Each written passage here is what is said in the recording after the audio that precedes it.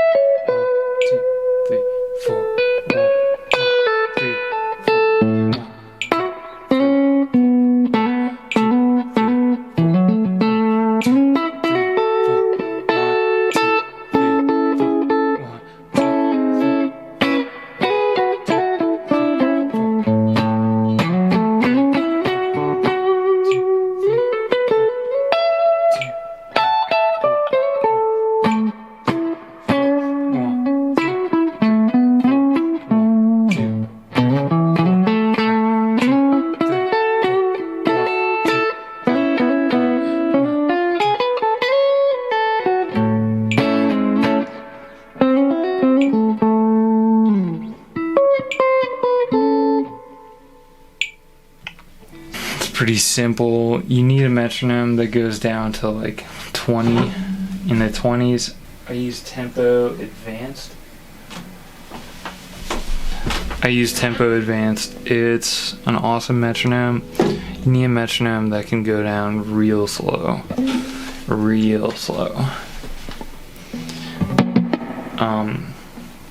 But all you do is you say, okay, I want to put the metronome on beat 1 or beat, let's say it's beat 4. You just think 4, 1, 2, 3, 4, 1, 2, 3, 4, 1, 2, 3, 4, 1, 2, 3, 4, 1, 2, 3.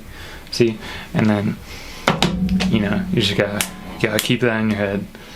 If you haven't done challenging rhythm challenges, then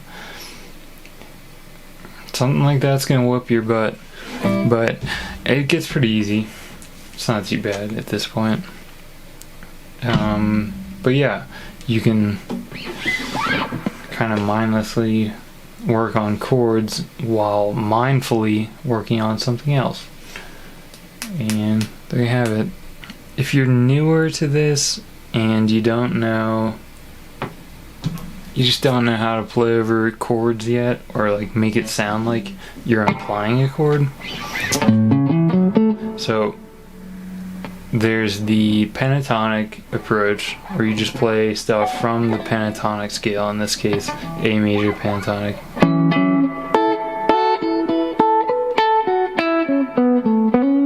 Yeah, maybe you can only do one note at a time.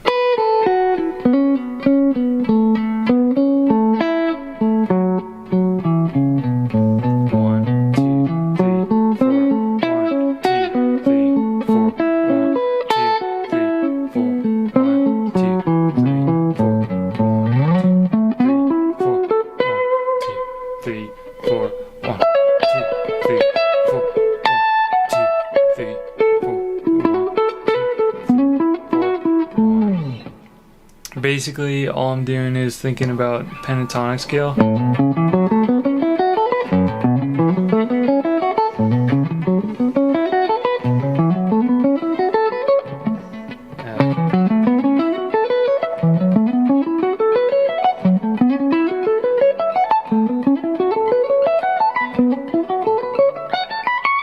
So I'm just trying to see it across the whole neck, trying to connect the different shapes. If you just play those notes, it's gonna sound like the same sort of tonality for the most part. And then the other ways to emphasize the chord is to just know the caged positions, to be able to see all these chords.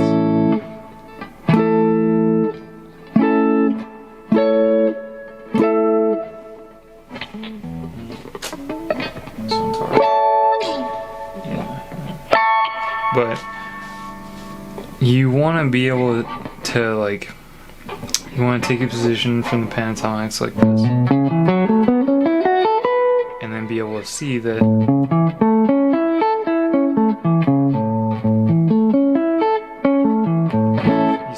this is within that shape, and so you can grab little chunks from that.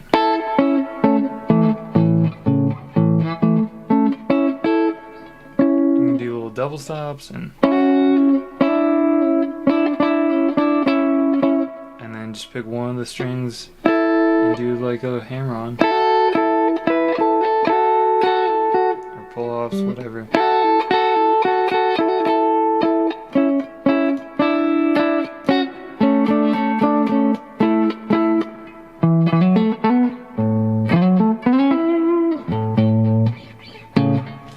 That's gonna sound like the chord. You don't have to think about it too much. You don't have to know a ton of theory either, but being able to see all these shapes is incredibly important. This one's always weird. And you don't have to be able to play chords like this. No one likes that, but except for me.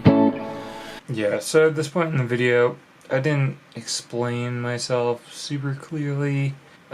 Basically, all I was saying is that you learn the cage shapes, but some people seem to think that cage shapes are all these chord voicings that you need to know, and it's not true. Quick overview. Okay, you're open A. You know, all the cage shapes is just open chords that you visualize across the fretboard to connect one shape to the next. So for instance, with A, you've got this one, and then everyone knows this bar chord, right? Pretty simple, but we've skipped over the G shape. You know, if you were to do full-on G chord here, it's this really uncomfortable chord that no one likes to play, and you don't have to play it. I simplify it, but even still, it's not really a voicing you need to know, it's a shape you need to see. You need to see how the G shape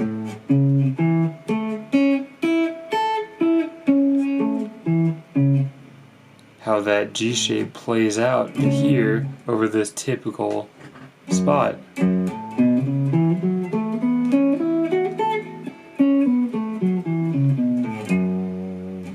Right? I'm not trying to play this shape all the time. I just want to see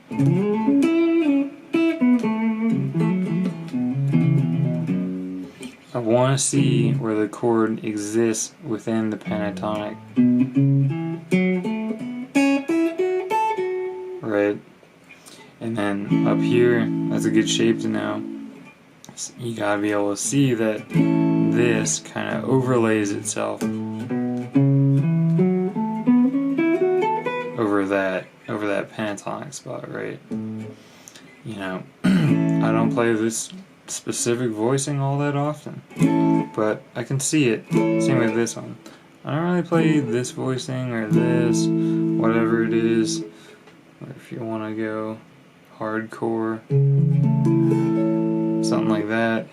All I'm seeing is this D shape. You know, it looks like a D, but move it so it's on A.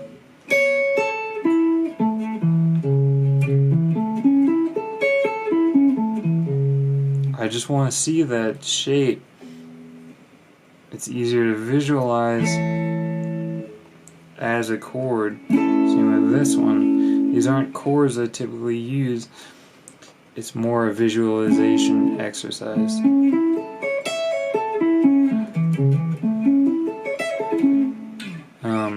Yeah. So, what I was saying is, you don't need to be able to play this chord or this chord. Well, that one's easy, but anyways, it's a visualization thing, not a chord knowledge thing, although they are related. Yeah, don't forget to leave some space.